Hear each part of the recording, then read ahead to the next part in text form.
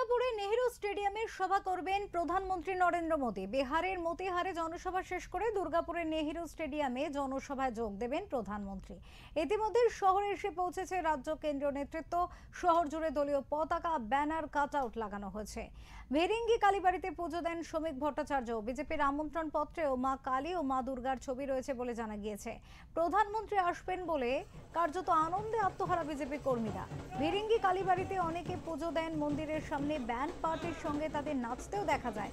বেনাচিতি এলাকায় আমন্ত্রণ পত্র বিলি করেন প্রাক্তন রাজ্য সভাপতি সুকান্ত মজুমদার।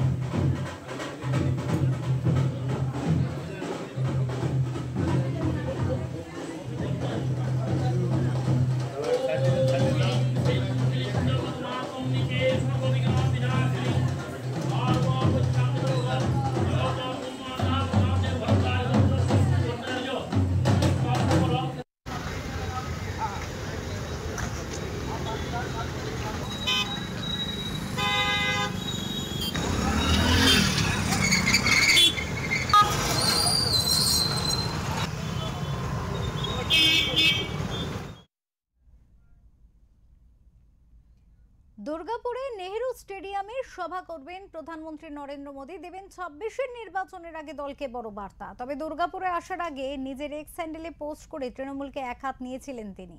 লিখেছেন, একমাত্র বিজেপি পারবে বাংলায় উন্নয়ন করতে।